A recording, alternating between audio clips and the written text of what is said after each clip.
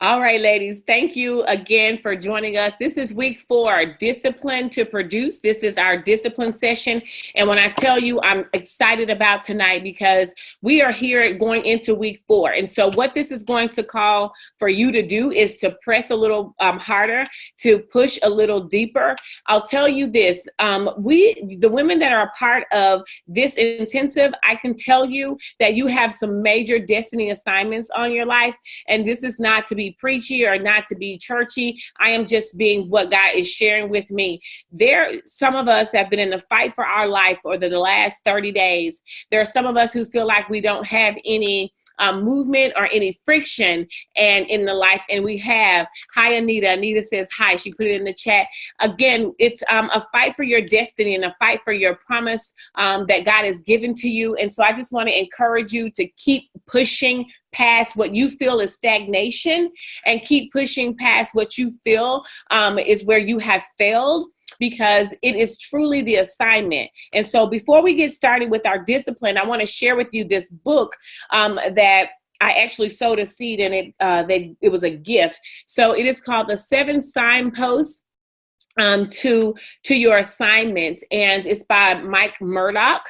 And so he is simply amazing. I just want to share this. It's a very small read, you can see here, but I want to share those of us who are seeking purpose and destiny. I'm going to give you one of the things that in this book that it really blessed my life. He does have a ministry of prosperity and prophetic. However, I do it as all other ministries. I receive what it is that God allows for me to receive in it, and anything else I don't. So there are some things that I don't agree with all, ministers and teachings. And so I would admonish you to do the same. However, this is a seed that really changed my life. And as I help to not only be a destiny pusher, but a destiny seeker, I'm always looking for ways to ensure that what God assignment for my life, I'm in tune with it. And so I want to share that with you ladies as we talk about discipline on tonight.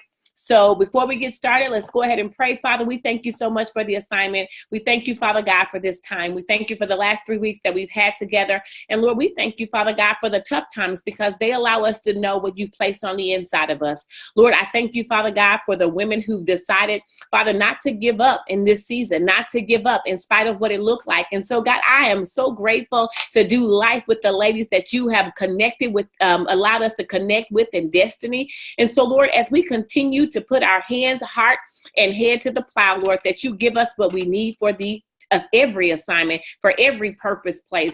And so, God, we thank you, Father God. We ask that you restore us in our physical, mental, emotional, and our spiritual bodies, Lord God. We thank you for tonight's session, Lord, leading God the discussion. Lord, we ask God that anything that's causing us some distractions right now, that this is our time, Father, to talk about the gifts and the things that you placed on the inside of us. Lord, we thank you for birthing to take place. We thank you for strategies to be put in place so that we can produce at a greater level. And so, God, we just thank you. We bless your name in Jesus Christ's name. Amen and amen. Ladies, I'm super excited for this session, so I will rock and roll.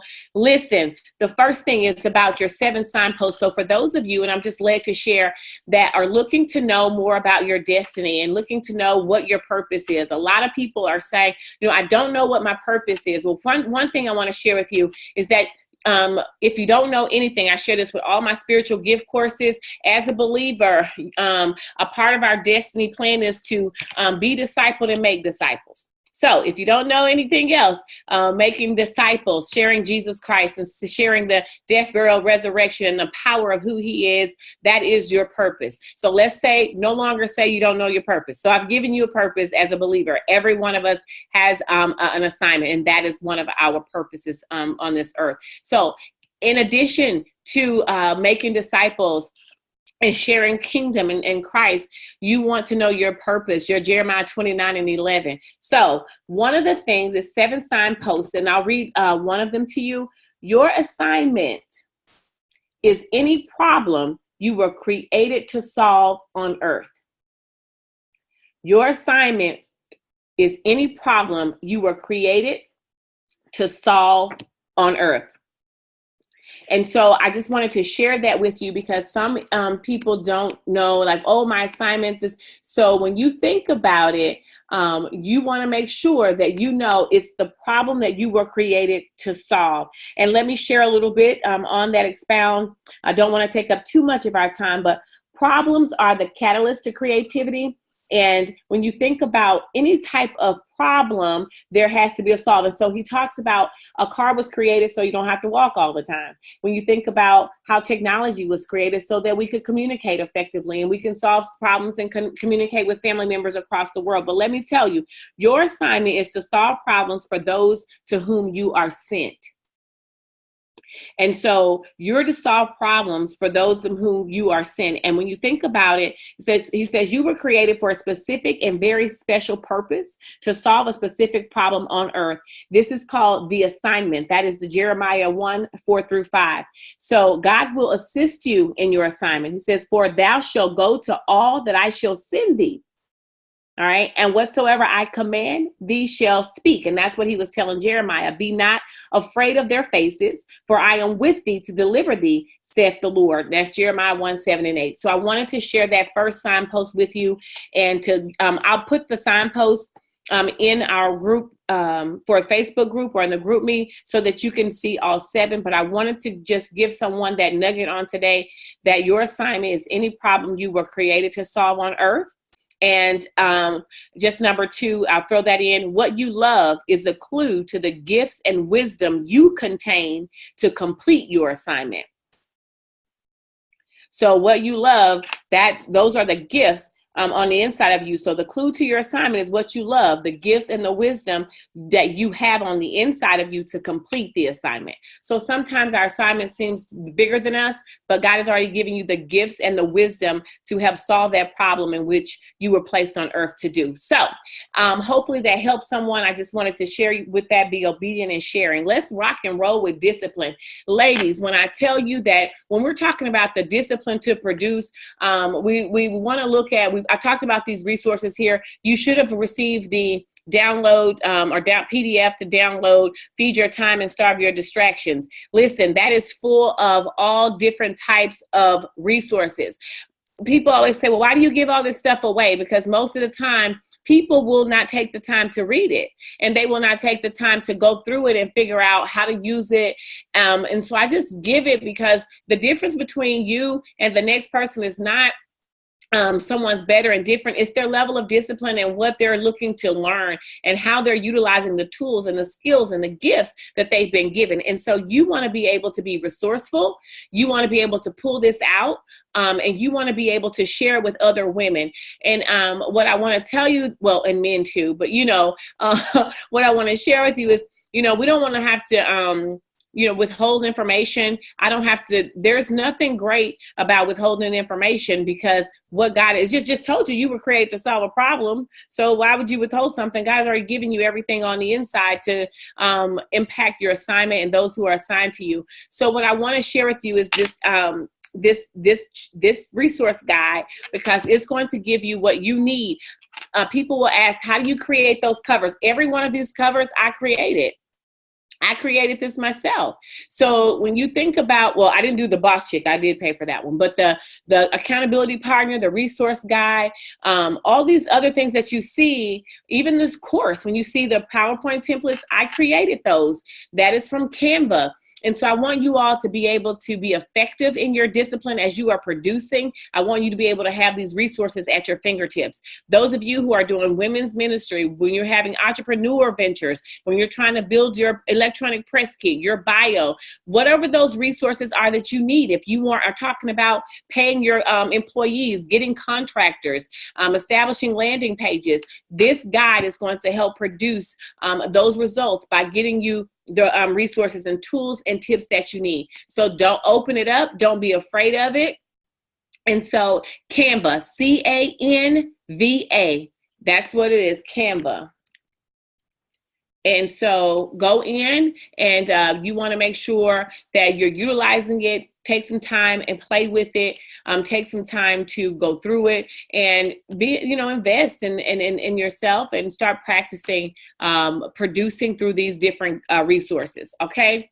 So when we talk about discipline, when you think about discipline, discipline is showing a controlled form of behavior or a way of working, right? So that is control. That means it's unified. It's training. You have trained. You are disciplined. Okay, and so you're disciplined in that. That is the act of being disciplined. But self-discipline, if you think about that, it is an act of cultivation. That means there is something that has to take place as far as growth. You have to cultivate it. You have to develop it. You have to grow. It's not something that some people say, well, I'm just disciplined. Some people, I do agree, have a different level of discipline. However, self-discipline will require you to put in a little bit more work.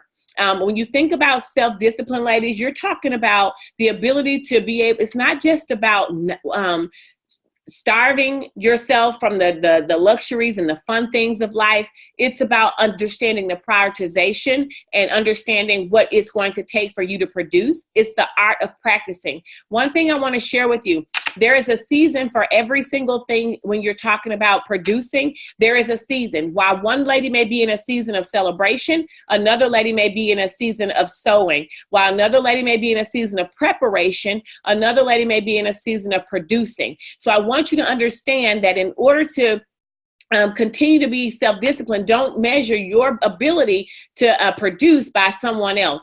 The reason I say that is because you don't know the season of which this person is in. So for example, if you have been let's say an academic environment and you put in the work to get your certification, your degree, the first person that's a freshman, she's starting and she is in sewing time, and preparing, right? Then you get someone else who could be a graduate or getting ready to graduate. Well, now they are in preparatory because they have prepared and they're getting ready for the next level and celebration. You understand? So I want you all to understand that there are seasons in which your self-discipline looks a little different, but it is truly a lifestyle. It is not a day-to-day task.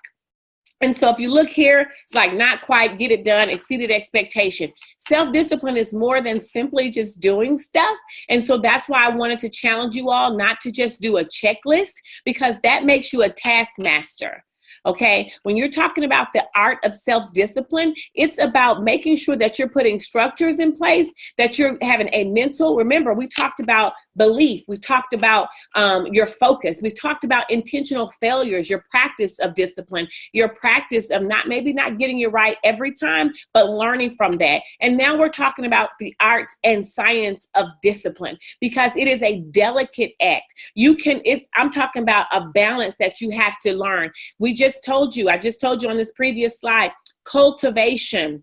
So when you cultivate something in terms of growth, in terms of farming, anything that's cultivated has to be seeded. The soil has to be tilled. You have to pay attention to it. And so I want you all to begin to understand your self-discipline over the 30 days that we are going to be here and the remaining days. It's not something that just happens. So the frustration that many of us are feeling is because we're in a cultivating season. We are talking about agriculture here, changing your belief, changing your mindset. Sowing the seeds of discipline takes on commitment, time, frustration, give up, get back, ready, set, reset. And so I want you all to be encouraged that it's not about getting it right. It's all the time. And it's not about being perfect, but being in purpose. And so it is cultivating a practice. It is cultivating the discipline of the art and the science. How do you cultivate that? Well, it starts with your belief. Then it starts, we talked about it. He said it, James Quick, with your head, the H3, your head, your heart, and your hands. Many of us have head and heart, but it never gets to our hands. You got to cultivate a practice of getting everything that God has given you from your head, your heart, and now into your hands. So I want you to think about beyond the task assignments.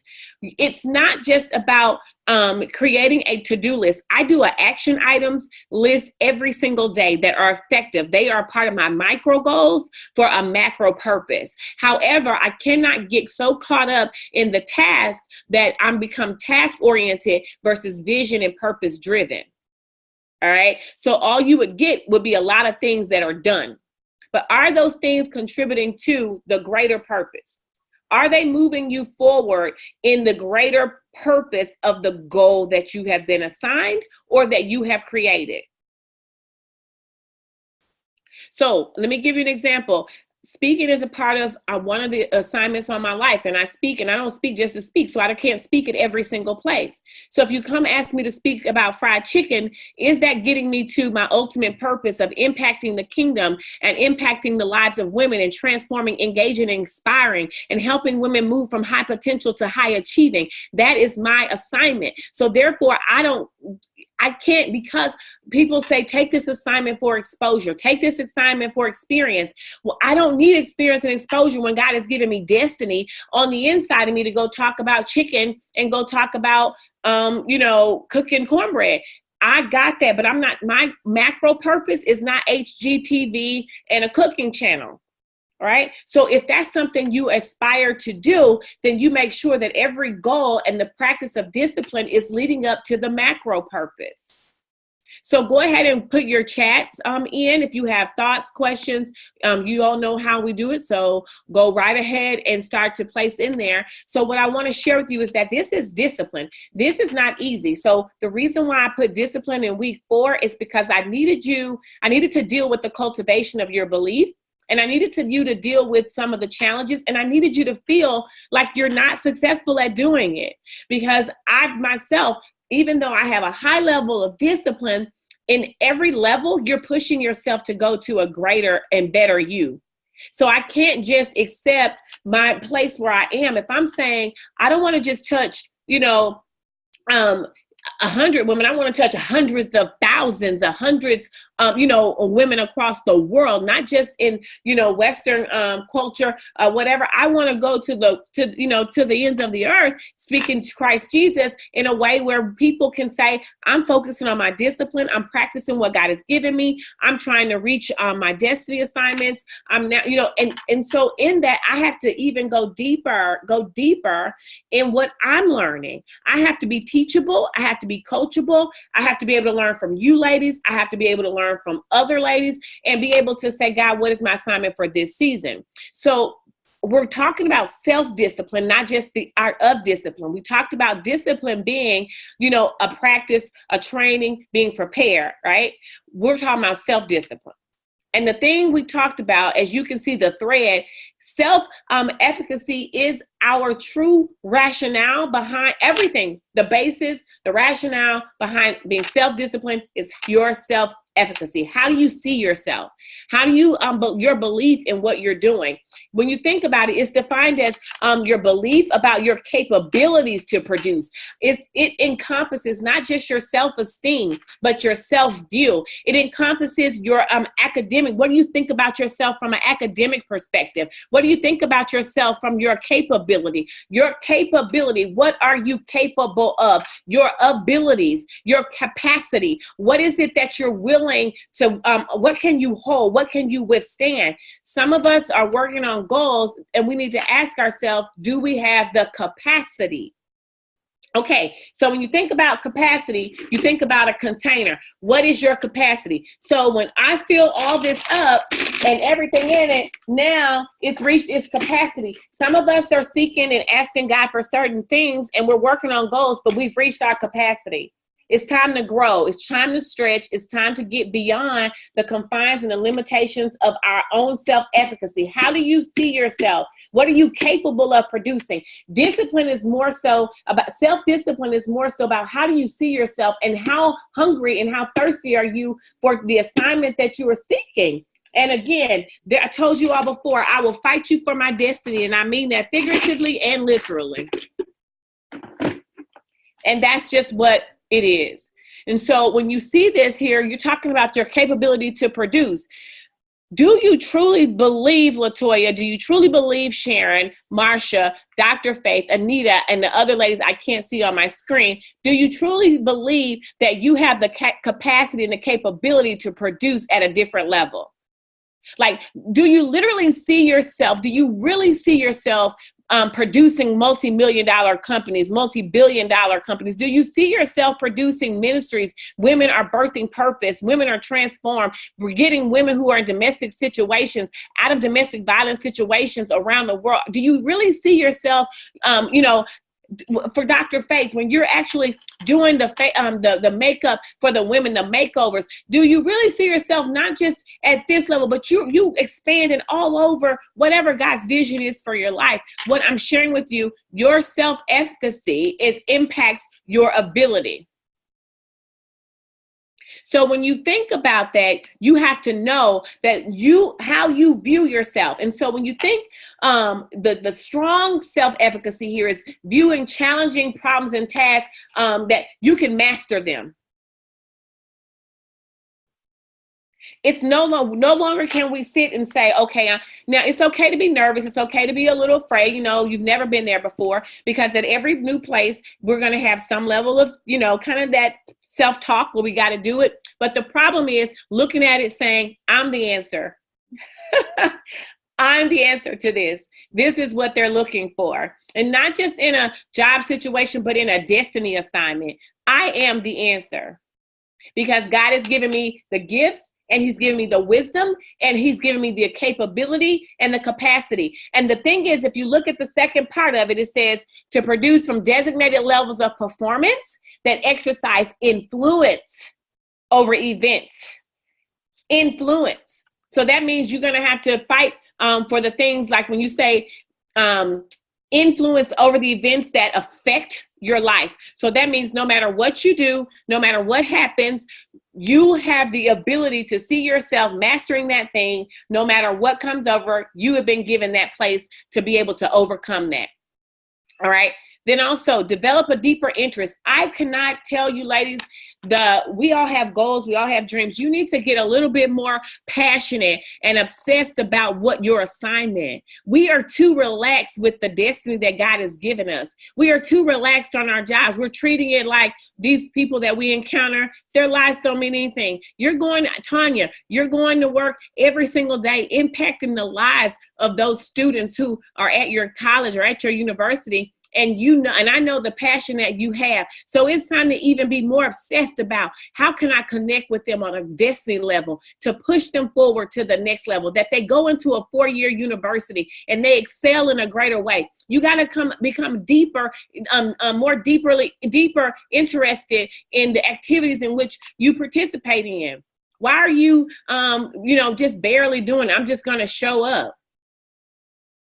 Show up with an expectancy. I remember being like in middle school when this happened. I didn't even know it was called self-efficacy. I just show up and I sit in front of the classroom and I didn't care what they said about me. I sat in the front because I went there for something. I'd be with a group of girls and I'm one of the silliest persons But when it's time for destiny, and I didn't even know it was called destiny, I just knew I was serious about getting out of the environment that I was raised in. I knew I was serious about being different. And so whenever I had an opportunity, ladies, I fought for the destiny on the inside of me. So you need to start forming a stronger sense of commitment. The reason why we're lacking in our areas of discipline and self-discipline is because we're not serious enough about the thing that God has given us on the inside. We're not serious enough about the level of commitment. We're not serious enough about getting up early, going to bed late, taking care of everything, giving ourselves the time and the ability.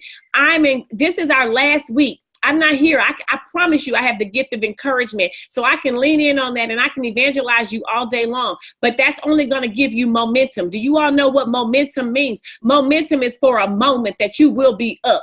You will be up just for a small moment. But once that moment passes, you will then now not have the tools, the discipline, the resources, or anything to continue. I'm not here to evangelize you. I'm here to give you discipline, tools to produce for the next place. That is it. We got to have a stronger sense of commitment. Commitment, doing what you said you would do long after the spirit in which you said you would do it in has left you. Why is it that we are easily giving up on our dreams and our goals and our passion, but then we can easily support other people in theirs? We'll show up at every event. I'm supporting my girlfriend. I'm supporting this group of people. And then you over here sick and crying about your destiny, your book half written, but you had my book signing. Go ahead. Keep going. Sometimes you got to say, Dr. Ellison, I'm glad you and McKinley wrote that book. I'm going to buy it online, but I'm not showing up because I done carved that time out to write my book. See, your destiny assignment has to be just as important to you as supporting everybody else. Hey, Dr. Ellison, I appreciate it, girl. You great, but let me tell you something. I'm not gonna be at your speaking engagement this week because guess what? I'm working on something in my destiny assignment. I'm working on the problem that God has called me to solve. I'm working on my resume this week because I expect to get a new job in the next, 2 to 3 weeks. I'm working on my business plan because I expect for my business to not just create revenue, but begin to be profitable. So when I'm sharing with you, we need to develop a stronger sense of commitment, recover quickly from setbacks and disappointments. This is something that I am working on. How do we recover quickly? We stay there too long. This affects our self-efficacy. So people who have a strong sense and looking at their whole overall capability to produce and at their levels of performance and at a greater place and exercise influence over the events that affect their lives, those are the people who recover quickly from setbacks.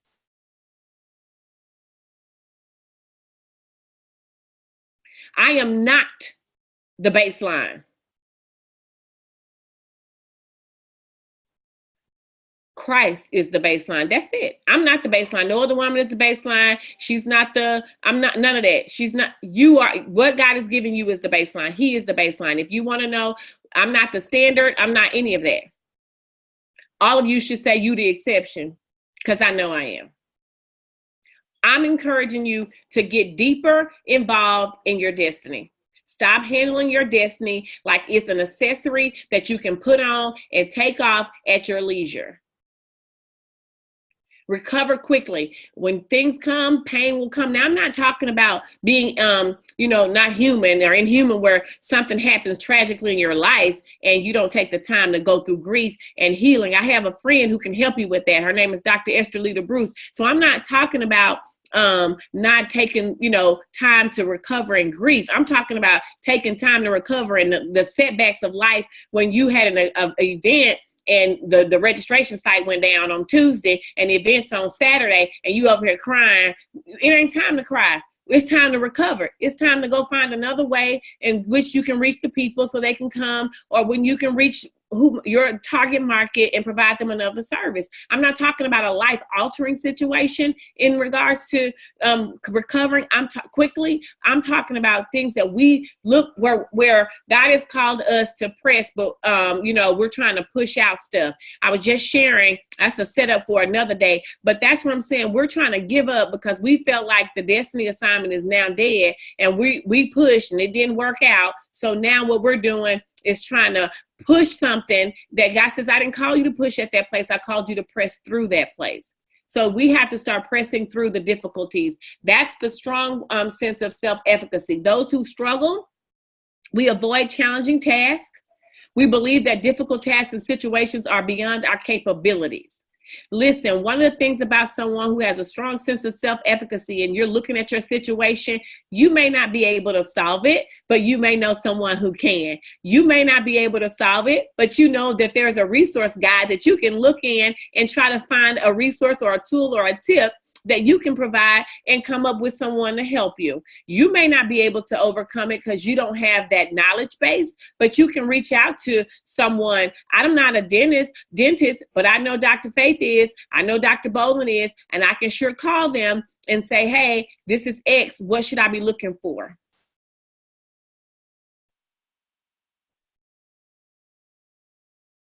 I'm not an educator as it relates to, in the pre K through 12. However, I have plenty of people who are, and I can contact them and say, hey, I'm having some challenges with McKinley in this area or Tripp in this area. What are some of your practices to get them in this? We don't even do that. We don't know how to get through the challenges for our own destiny. I had a friend, I sit there and I'm looking at individuals, other women I'm close to. Why are you sitting there struggling when you have a strategist right here at your fingertips? Why are you struggling when you have access to somebody who has knowledge in an area you lack? I've never understood that. That's called pride. I would never struggle in an area where someone I know is strong in. I would call them and I would know how to get past that situation.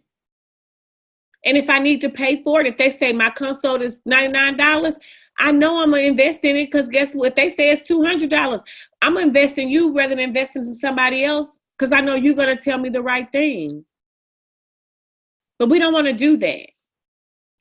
Focus on personal failings and negative outcomes. Everything is always negative. Listen, tonight gonna be rough, because we're no longer gonna be in that place where we sitting here crying and whining. And let me tell you, the biggest thing, I'll tell you, number 3 in this signpost book is what you hate is a clue to something you are assigned to correct.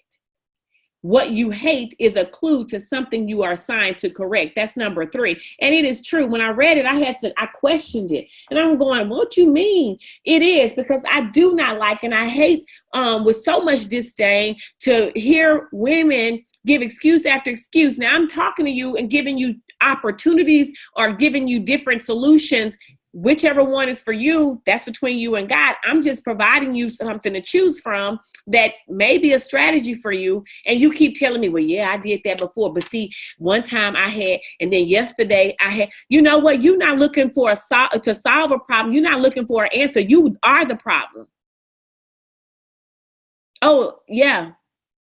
So if you find yourself could give excuse for every single thing, the problem is not the challenge. The problem is you. Your self-efficacy is off. We can't keep focusing on people always say you can feel what you want to feel about Donald Trump. You can say what you want to say, but he's the president. And guess what? His has a strong self-efficacy because he thought he could be. And then not just that, you can like him or don't like him, but let me tell you, when people say, well, he's a great businessman. People say, well, he had all these bankruptcies. Yep. But what did we learn last week? Your failures are the footprints to your success. So no matter if he had 50 bankruptcies, he learned from every bankruptcy that he had. Now, I'm not a fan of them like that. What I'm telling you is principle things that we overlook. So we have to stop coming up with these excuses and all these things that, we keep coming up for our destiny. Quickly lose confidence in personal abilities. Y'all, we struggle as women. I'm not coming from you as a pillar of strength. I'm coming to you as a purpose pusher and a destiny seeker. When we think about, we quickly lose confidence in our personal abilities. Why is it? And I focus hard on this. Tanya will tell you, I'm constantly in her ear around my personal best and pushing myself. And she says, you're too hard on yourself. And some days I am. But let me tell you, when you're talking about losing confidence in your personal abilities, you will let one thing tell you what you're not. You don't get one job. Oh, I must not be this. You don't get one sponsor. Well, God must not want me to do this conference. You don't get one yes from the bank. Oh, it must not be me for me to do this. You get no publisher to publish your book. Well, it must not be the right time. If God wanted me to do it, he would have did it. Well, maybe that's not the door God wanted you to go through. This is going to be tight tonight because this is week 4, and I need you all to get in gear and start looking at yourself and your destiny as important priorities, and it's critical. It is a priority of purpose, and it's time for you to rally around your destiny instead of rallying around everybody else's. Now, I'm not saying some of us are not called to that thing, because some of us are called to in support of gifts, in support of roles, okay? But even in that, we're not even being as effective in those things. If you're called to a supportive role, then why you just being all chill and relaxed and sitting on resources, not helping nobody? You ain't creating nothing. You just sitting there. You have been called for a specific purpose, to assign to specific people for a specific assignment to solve a problem.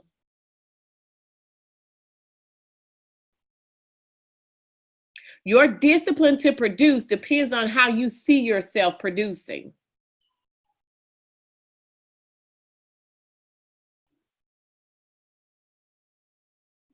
That's how do you see, what is your self-efficacy? What do you think and believe about not just your ability but your emotions, and what are those things that you're doing and hearing and speaking and believing in yourself? Let me tell you, y'all think I send those YouTube videos because it's cute. I don't have time to be cute. I got other stuff to do than to send some cute videos. I send those videos because it's called fertilizer.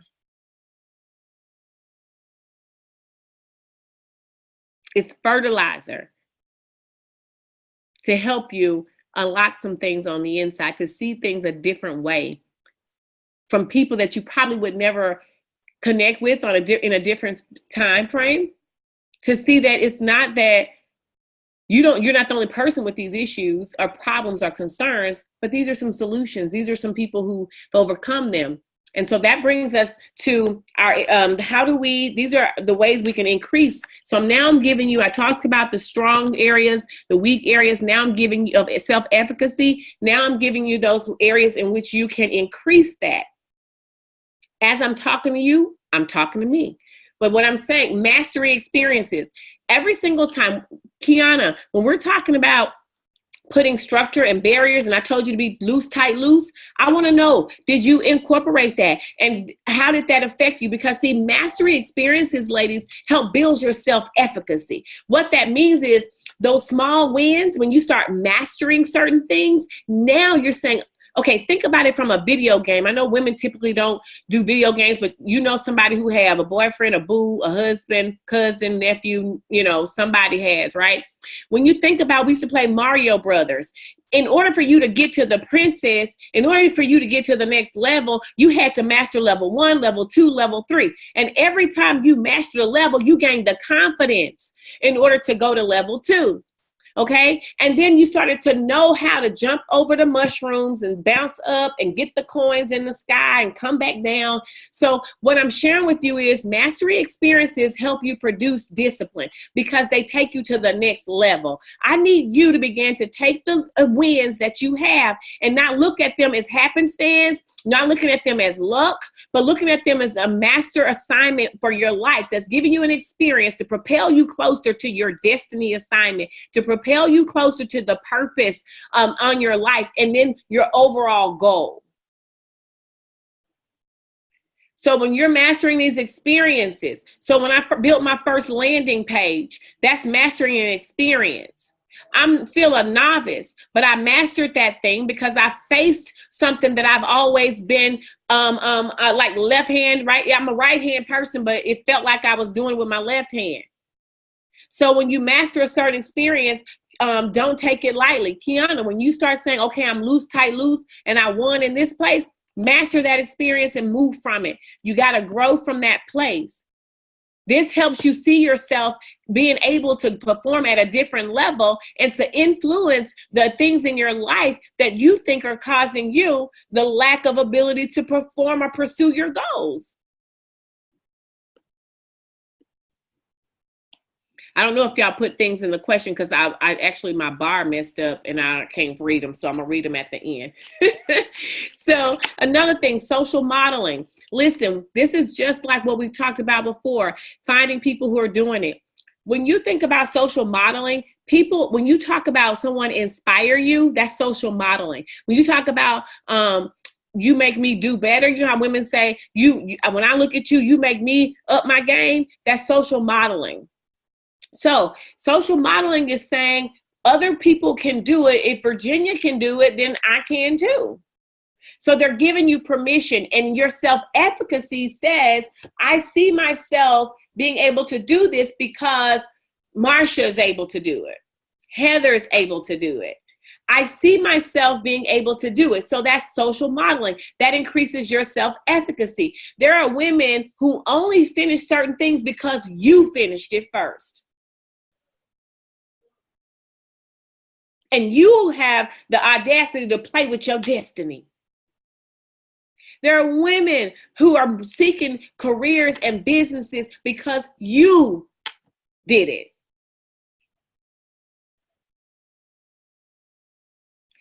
When someone comes to me and says, You helped change my life. And you just, I don't get the big head. I don't blow up and say, oh, I thank you. Yeah, it's me. No, no, no, no. That was my assignment. So I'm sharing with you, this social modeling is giving people, they will increase your discipline, because it's been times where you've looked at someone and they've inspired you. It's inspiration, internally inspiring you to go to the next level. You see social modeling. This is just a practical place. And you say, let me go write my book, because Virginia done did 20 of them. And if she can do 20, I know I can do 20. It's not discounting her. It's saying, I see her like me. That's why, for those of us, we always say, if you see, it's important for brown girls to see other brown women do things. That's social modeling. It's not because she's brown and make her better. It's because I look at that and I associate. So therefore, if that woman is brown and she can do it, then I can too. That's social modeling. Creating an opportunity because of an association, a like thing, that you can do it, I can too. This helps you increase how you view your ability and your capability. Social persuasion.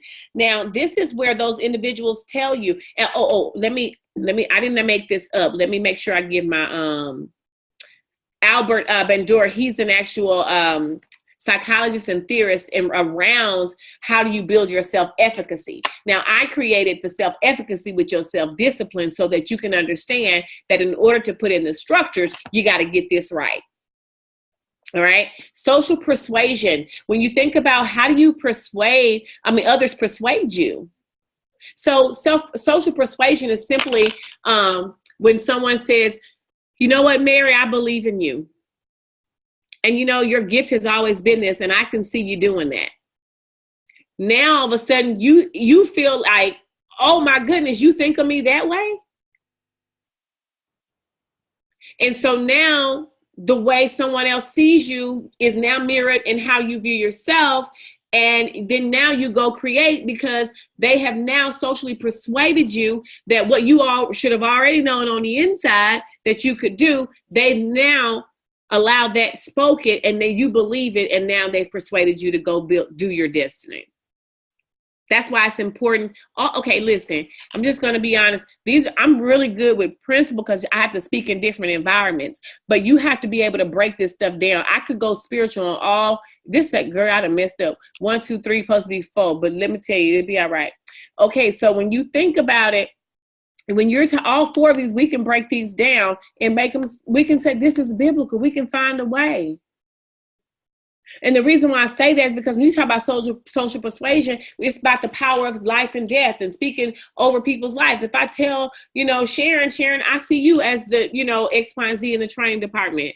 Yeah, I think you can do that. You can create that curriculum. You know what? Since you did that curriculum for your company, you can create curriculum for children, women, whatever you desire. Now she feels like, oh, wow, my wheels are spinning. I can do it. I'm speaking life over into. So these are principles, but there's kingdom assignments attached to this stuff. When you think about psychological responses, this is how you respond to all of the above. Emotionally, spiritually, what's your alt control delete? And people, I say, what that mean? That's your default setting. So I work hard to have, if you do it, look at your computer, don't do it right now because it's going to go, lock up. But if you go alt control delete, it goes back to what's your default. Do you want to lock the computer, start over, whatever, right? Many of us just hit escape and get out. You want on your computer, just hit escape, knocks you out. Your alt control delete is your default setting. It is what you originally go back to. And so when you do that, I want you all to understand psychological responses. And let me read a little bit more. It's your own response and emotional reactions to a situation. And they play an important role in your self-efficacy, your mood, your emotional state, your physical reactions, your stress levels. Here's the deal. If you know you are in a position where you are feeling low, or you have an emotional play, don't try to go do nothing toward your goal. If you feeling like I'm emotional, you're going to start wrecking stuff. You recognize the emotion. You're going to say, you know what? I'm emotional right now. I'm upset right now. Let me take a breather and I'm going to get back to it in a couple of minutes. But no, I'm stressed out. Ooh, I got to grade all these papers. Why are you trying to grade papers and you up here frustrated? Your emotional disposition is off. You're not going to be effective. All you're doing is adding fuel to the fire and continue to be frustrated. So these are some ways in which you can influence and increase your self-efficacy. All this aligns when you think about emotional intelligence. It's all aligned. So I'm going to transition here. We don't think that these 30 days make a difference. I beg to differ. You don't think that the minor steps that you've taken over the last 20-something days don't make a difference? They make a difference. Small steps prepare you for big results, huge ones.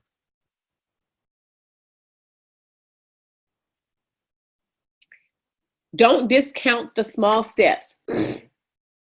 They prepare you for big results. The problem is we are inconsistent with the small steps.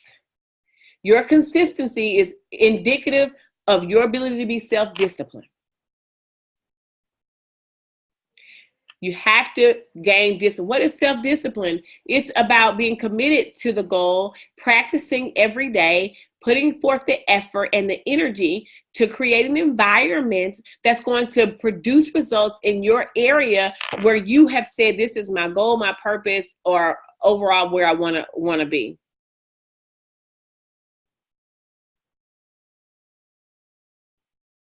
It's about, if I want to lose weight, I shouldn't have ate those 3 vanilla Oreos today, but I did. And here's the deal.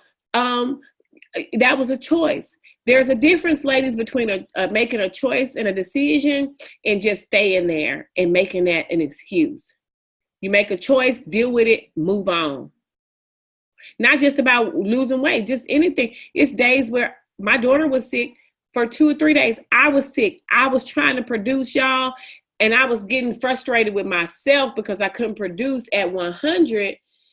So I had to scale it back. I said, you know what? I'm sick. I'm down. I haven't posted in DMPI. These ladies are going to think that I ran off and, I've given up. And I said, you know what? I'm going to have to produce at the level I'm right now. I'm only operating at about 70%. I'm going to have to produce at 70. So my 70 now becomes my 100.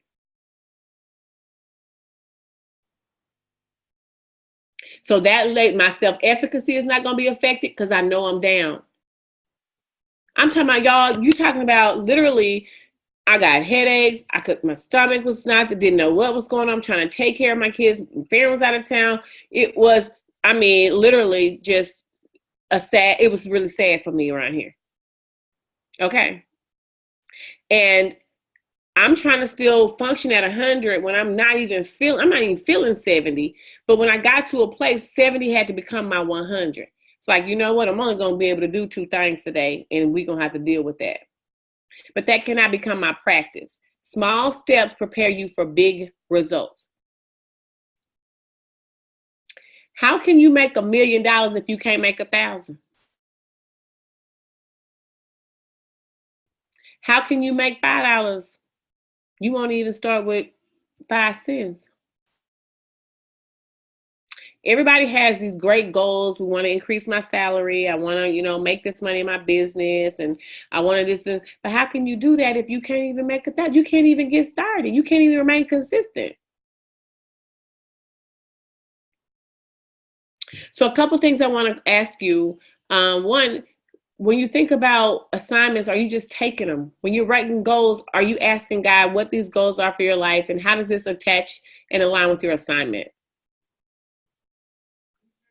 Like people, I'm just using myself and being transparent, because when you think about it, people think because I speak, I like to speak at everything. That's not true. That's not. And so people ask me, and I've gotten very confident over the years with purpose. And so I'm able to say, oh, and this book even talks about that, about making sure that it says your assignment, you will only succeed when your assignment becomes your obsession. But it talks about not allowing other people's who come in to, they're not worried about your assignment. They're worried about the situation. So if I don't, like, for me, I think network marketing is great. So for those of you who are on here and you do network marketing, or you're, doing total life changes, whatever the case may be, I think it's great. It's just not for me. That doesn't mean I don't support you. That don't mean I won't bring you no clients. That won't mean I won't share your information if you ask me to. But what that does mean is I will not join your team. Okay? Because I'm clear on my assignment. You can't, and so what I'll do is, and I've been asked, people like, well, can you join this for me? And I said, you know what? I like what you're doing, but I'm not gonna sit here. Y'all be talking about, I'm gonna think about it, dodging the call, looking at your cell phone, why they want harassing me and stuff like that. No, ain't no harassing and stuff when you tell them up front that, you know what, I'll support you, I'll give you some people, that's gonna come to you. I'll share it at my church or with my group or whatever, but no, I ain't gonna be able to sell that. Mm-mm. So for those of you who know me, you know that before, I'm not saying those things weren't a part of my destiny. I think they were, because my heart was, let me give you an example. So I've sold everything except drugs. And so when I tell you I've sold everything, I've sold purses, I've sold jewelry, I've sold houses. I'm a licensed real estate agent. I've sold knockoff purses. Let me tell y'all, Lord forgive me in the name of Jesus. But I've sold everything. Okay. And so, and all those things, I had a connection to women. I sold homes to single moms. That was when I started doing real estate. Oh, I wanted the single moms, people who gave up on people, who credit was horrible. I mean, I would go to trouble just to try to get them a house. I would go to people who said they can't, and I try to find them a lender, all this kind of stuff. I would sell purses. I'm selling purses to women, giving them discounts so they can, heck, like they had a real thing, but it's really not knockoff. But that's not a good thing. But, I was young. I ain't know no better. And so I'm doing all these things, but it all boiled down to my purpose. My purpose was impacting women. My purpose was touching and reaching women at a place that's going to make them feel better about themselves, to see their destiny, to see that there was more. And until I got to the place in God where he began to show me my true destiny connection and assignment with women, I was doing all these other things. So instead of doing professional development and training, I was up here trying to sell Louis, but they weren't Louis, but Louises, and all kind of other stuff. So I'm just sharing with you, that is how obsessed you ladies have to be with your discipline, because in your assignment, you gotta be that, I'm telling you. Like, you got to start telling people, Tanya is my best friend in the whole wide world. And it hurts me when she tells me no. She hardly ever does. But it's times where I call her and I don't even let her tell me no. I say, oh, you working on that? You doing this? Let me let you go. Because people who honor what's in you and where you're trying to go, you don't always have to tell them no. They'll just bow out gracefully. So if I reach out to Heather, I'm just not her only client. We're destiny assigned. So when she's working with other clients, sometimes I feel some type of way because she's, but that's her business. I can't, she'll say, well, I have all this on my plate. I said, you know what? Call me back when you finish. Or I'll talk to you later. See, you all have to start not just honoring your assignment, but respecting other people's, and stop walking in the fence when people tell you that they're working on what God has given them and getting all hurt and stuff. We have to look at what we're doing in our destiny as it's a small step today. Y'all been doing this for 20 something days and people have given up. I said, come back. You know why I said come back? Because we make everything so final. I messed up today, or I didn't produce and I had to print out the documents. Well, you know what? The document is still there. All the YouTube videos are still there. Even if it was over, today was the 30th day and you were signing on today, you know what you can do? Go on. You still in the group. All you got to do is go listen and do your own 30 day. Everything is there for you. Every resource is there. Every video is there. Everything we've done. Every comment is still in Facebook. We didn't delete nothing. We removed nothing. It is still there. And then so many people will still give an excuse. it's still there. So my question is, what small steps have you included in your daily life over the last couple of weeks that make a big difference in your discipline to produce? What is it, ladies, that you have done over the last few days, over the last couple of weeks, in which it again has impacted your assignment?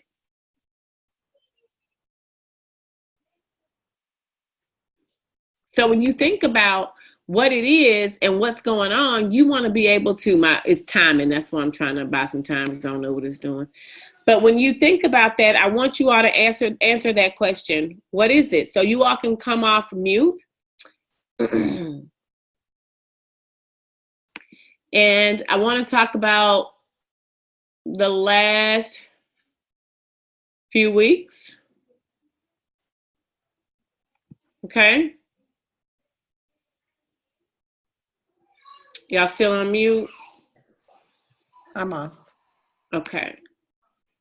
So what are some of those smaller things that you all are working toward? Hi, this is Anita. Can you hear me? Oh, yes. I actually, on Sundays, I plan my whole week, Mm-hmm. and I try and write down those things that I need to get done. So all those macros. So I'm trying to just stay disciplined in that so I can actually reach my goals. By the end of the week, I can actually say, I've gotten that done. I've gotten that completed. So that's something that I've incorporated, is setting a weekly plan.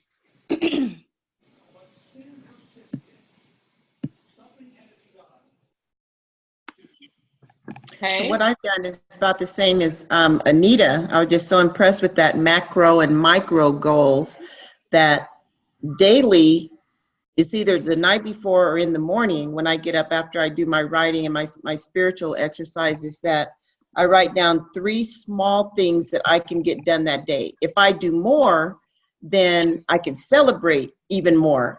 But those 3 things are the top priorities for the day. But I did find that Wednesday, Thursday, and Friday,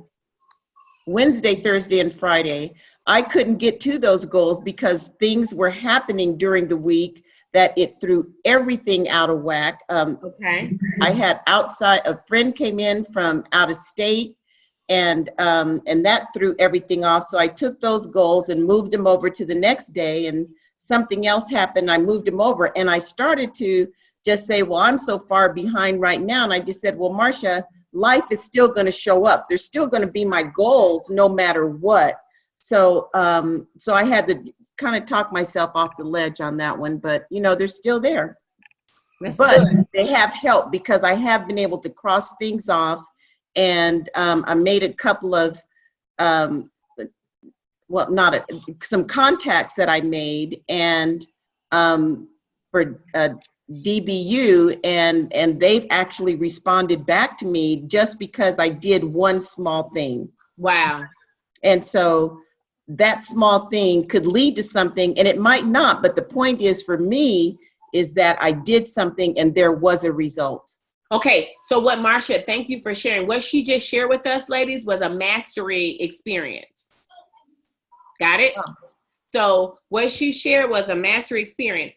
That small thing led to them contacting her. So now what she's saying, whether it leads to something or not, that's fine. But what the experience is, mastering that experience, or that mastery experience is saying, if you do this, Marcia, this can happen.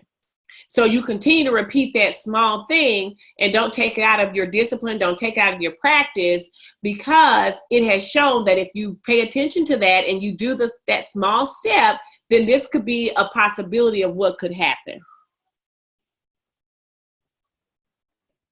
Right. Sharon, are you there?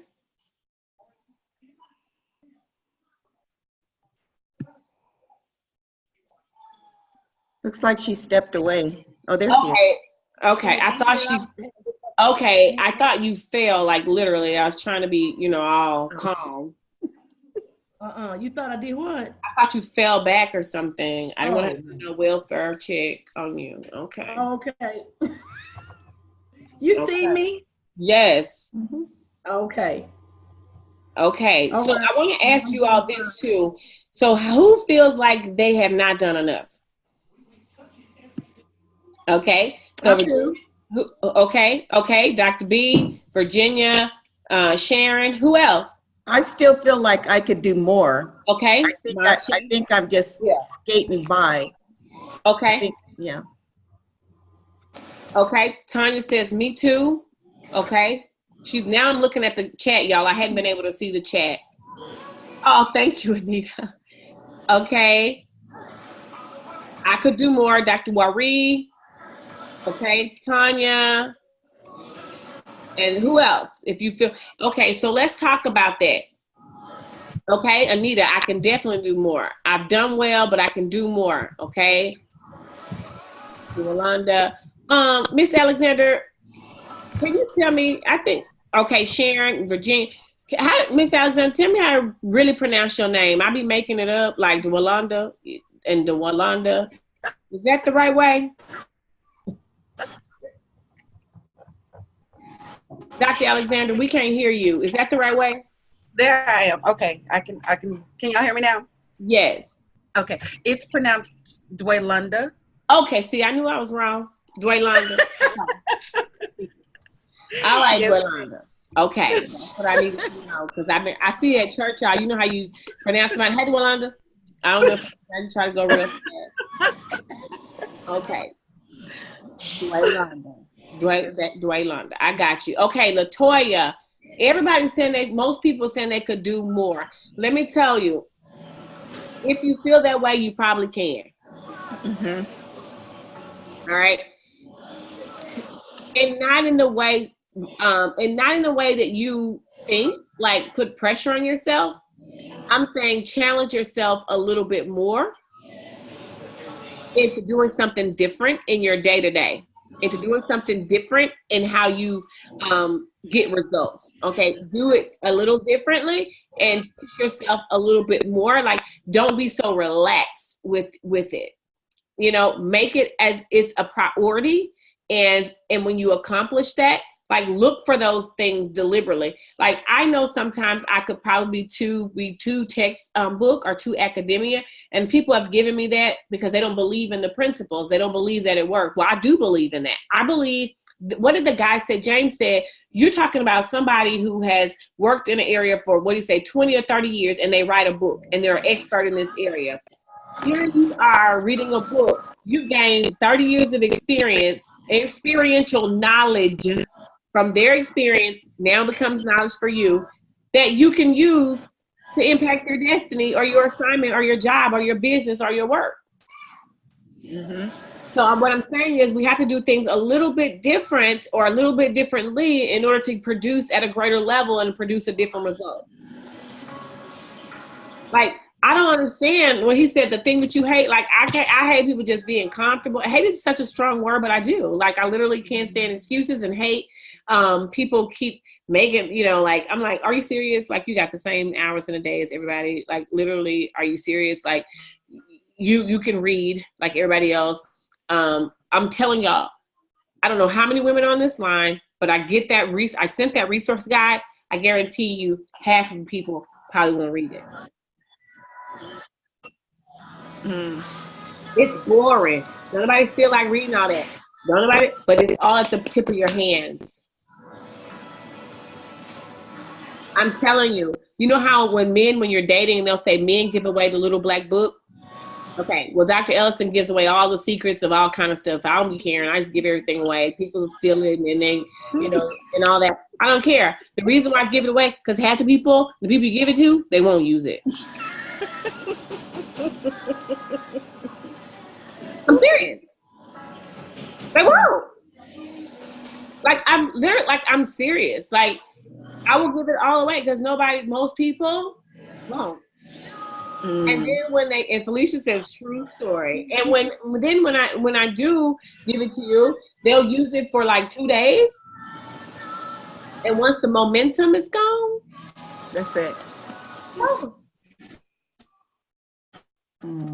So we have to learn to push past momentum. What are some challenges that you're having so we can talk through this for the next week? What are some challenges? Somebody says, I've been stuck in, Anita, my comfort zone because I'm scared to take risks and failing. I'm taking steps to work on this. Good. I'm glad you said that. What do we talk about it? Intentional failure. Fail forward, fail fast, and learn. Hurry up. Let me tell you, your girlfriend here, I always have everything written down, structured. I know the program. I know this and all that. We did that whole book signing yesterday, and I ain't have no agenda written down because I'm taking care of all this stuff. And I said, you know what? If you can rely on some things, on experiential knowledge that you've gained over the years that you've been doing this, and then you got an issue, right? So I go in, and it wasn't that deep. It was for kids and their, and moms, and that's my passion. So, we go in. It was phenomenal. It was amazing. But sometimes we put too much pressure on the process. Learn something new. So now I'm going in, and I'm like, we had everything structured and set out. So the only thing I didn't have was a piece of paper. And we put so much crutch on, what if it failed? Well, so what if they don't get their coloring book? I'll send you one in the mail. At the end of the day, we need to stop putting so much pressure on the process of failing. What if it's a success? What is success? Like, I have clients who, first of all, make probably 10 times my salary. They run companies bigger than everything. And I sit here with full confidence, and I give them these strategies and solutions because God has gifted me in that area. I contain in me to help solve their problem. Goes back to my assignment. So when we're talking about believing, Anita, it's more so about, it doesn't matter if about failing. We talked about the safe zone. We talked about, so what if you fail? You're sharing that failure and you're moving forward. Mm-hmm. Now, let me be clear. Failure is not the lack of follow-up. Lack in follow-up and not coming through on your business. If you say you produce a product and you keep lying, that's what it is. Saying I'm gonna deliver Monday and Tuesday and you don't, and it's Thursday, you lying now. You just flat out lying, and you need to be honest. That's not failure. That's faulty practices. And now people are not going to come to your business. You're going to develop a brand where people will not come to you. Right. And they're not going to utilize your business. So, yes, Felicia says, Anita, you'll stay scared until you do it. And most of the time we're afraid because of the unknown. Y'all, I'll tell you, everything we do it afraid. Think about everything you do, you've never done. Mm-hmm. If you really think about anything new, you've never done. So and even on a good day where you think you're at your best, Anita, your comfort zone, your comfort zone is a falsified sense of your reality. We think we're as good as our comfort. On any given day, you could fail even in a comfortable place. So you might as well take the risk. Knees shaking, do it anyway. Dr. Faye. Tanya says focusing on too many things at once. Tanya, tell us a little bit about that.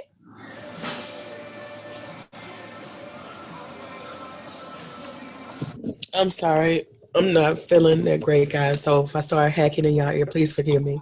But excuse me. You know what? Can you type it if it's too much of a struggle for you? Yes. Okay. Go ahead and type it and I'll read it. Yeah. Okay. So while she's typing, somebody else share some of the challenges that you're having. Kiana, what are some of the challenges?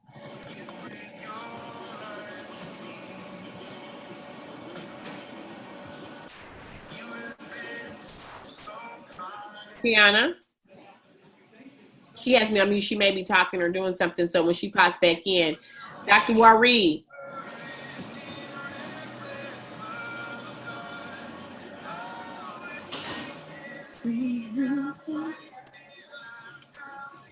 Okay, she's stepping away for a second. Okay, so when we're thinking about this, I see some more people. Latoya, Dr. Faith, I'm reading numbers. If you will, go ahead and jump in. Dr. B, Mary, Waylanda, everybody. Okay, go ahead and jump in. Felicia, what have been y'all challenges? What's going on? I think mine's, can you hear me, Dr. Kim? I think mine's is just trying to get started and stay on track. I tend to take on different projects, Okay. like a lot of projects at one time, and then now I'm overwhelmed. Okay. And so I think that's one of my issues of really focusing in and finishing something. Are these purpose assignments or just assignments? They're purpose assignments. All of them. Yes, I believe so. Okay. Like my book, for example, I started on it and I rewrote it. So I don't know. I think that might also be something within myself, like, because it'd be my first.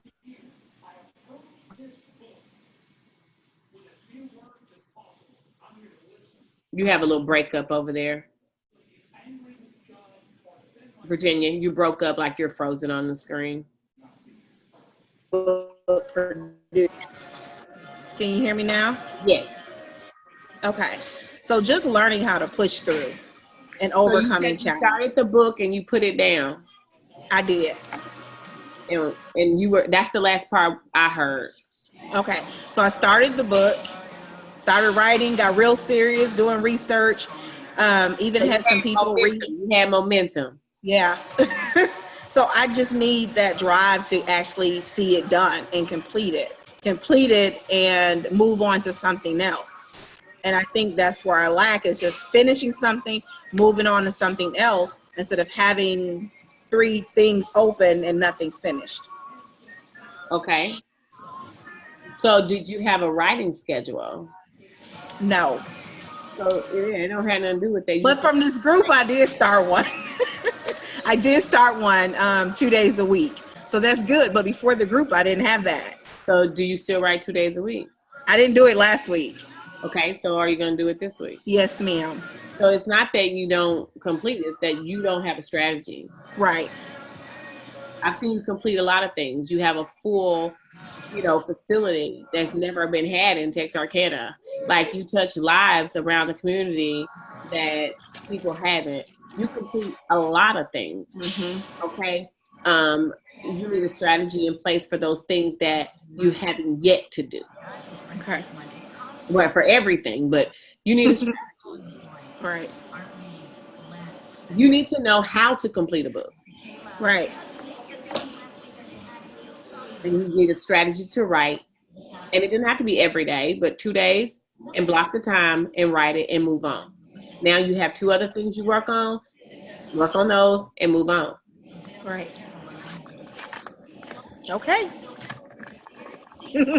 Got it. All right. Mary, what's the challenge?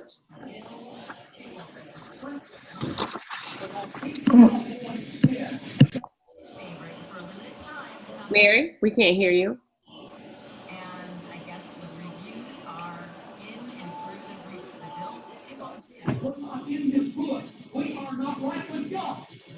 Mary's trying to get off mute. And Mary?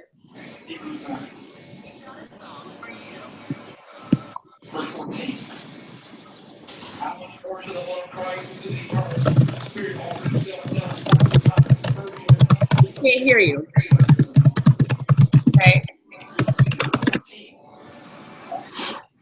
Marsha said your headset may be a conflict. See if you can take the headset off and chat. Okay. All right, Dr. Faith. And we'll be saying a prayer for Tanya and Dr. Faith as well. She's having some car trouble and she's at the gas station, and Tanya's having some trouble. So we'll say a prayer at the end here. Yes. As well. Okay. Mary, we still can't hear you. Dr. B?